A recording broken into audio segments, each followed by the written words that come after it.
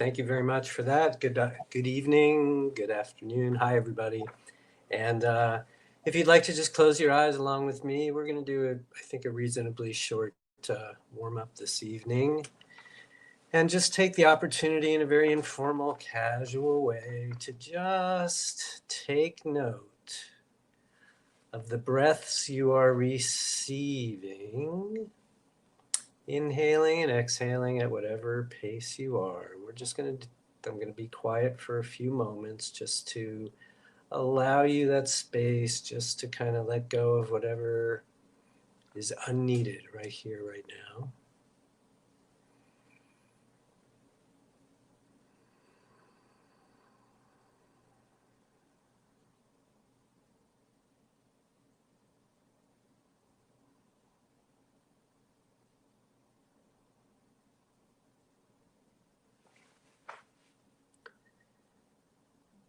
And for tonight's warm-up, we are going to the very, very, very beginning. So when somebody new comes to spiritual workout to work with me in this context or privately, they're basically two boxes that need to be checked.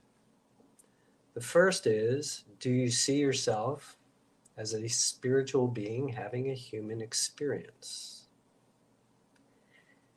And if not, at a minimum, are you at least neutral to that idea or somewhat intrigued by it, or perhaps fully on board and all with it? So that's the first box. The second box is, look, here's a list of 15 concepts that we work with. Are you in alignment with these? Do you essentially believe in these? Are there any in particular that you don't believe in? And the simple reason for this little introduction is because that is 100% everything we do here. We take the perspective of the being part of the human being that we are, and I'll say a little bit more about that in a moment. And then a way to maintain that perspective, not the only way, but a way, is to adhere to and live by and practice living by these 15 concepts. That's it. So if somebody says, oh yeah, spiritual being, human experience, okay, check. And these 15 concepts, oh yeah, 100%, I'm in alignment. Good, great. Then come to spiritual workout for sure. We can do some good work together. So what does it mean to be a spiritual being having a human experience? As usual, this is just an informal, off-the-cuff perspective.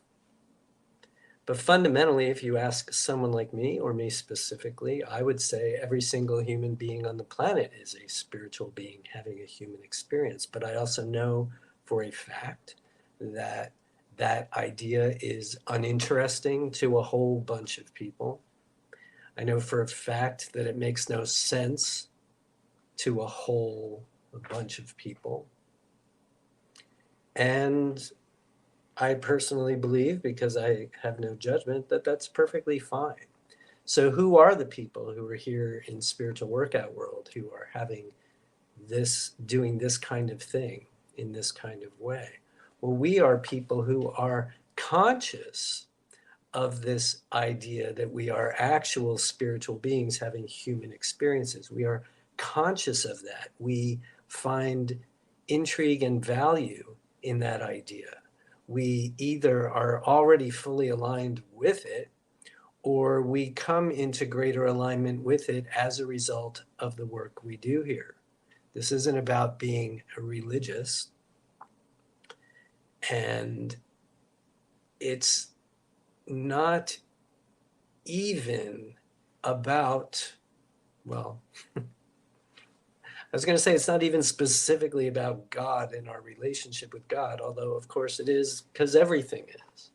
But what I really mean by that is that that idea doesn't come up so much in our regular conversations. And I think that most people who come to spiritual workout world have their own greatly varying thoughts and ideas about God and their own relationship with God. So it's not that that doesn't inform what we're doing here, it just doesn't seem to be the critical component. The critical component is, again, the acknowledgement and the awareness, and then the choice to live from that perspective.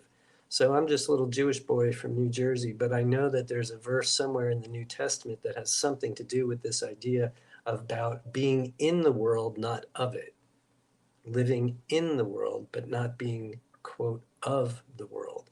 That to me is exactly what we're talking about when we talk about being aware and conscious of being a spiritual being, having a human experience, because we are choosing on purpose to move through life here in human bodies on planet Earth, in whatever society or societies that we operate in, with a different perspective. We're in it, we're just not of it. So if we look around and see, for example, a value system that is very different from our own personal one, but seems to dominate the culture, and yet we maintain our own perspective, we don't judge the dominant idea, we just have a different one, and we choose on purpose to maintain that, to stay aligned with it, hold a vision for it, and perhaps talk about it with other people if that comes up. But we're in the world, we're just not of it. We don't necessarily line up with the dominant, like I say, value systems. So that means that any of us who are dealing with issues, challenges in our everyday lives, things that we talk to our therapists about, things that we talk to our intimates about, it means that we are going to look at those everyday issues and concerns, anxiety, worry, depression, fear, uh, unhappiness, discontentment, anger, etc., etc. We're just going to not go with the quote unquote dominant culture perspective because we have a different value system. We have a different idea about how we can live happily, comfortably, in a way that is satisfying and meaningful. And that's what we do here in Spiritual Workout World. We listen to anybody who finds their way here. We do our best to welcome with open arms. We listen to what the concern is, do our best to understand it, and then simply offer a perspective, A, from that of the being part of the human being we are, and B, from this list of tools that we use called 15 concepts. That's it. So I'm so glad that you're here tonight with us. Clearly, something about what I'm saying right now is of interest and value to you. You've likely been here before. Maybe it's your first time. It's all good from our perspective. So nice deep breath with me. Hold on to the good bits, let go of the other stuff.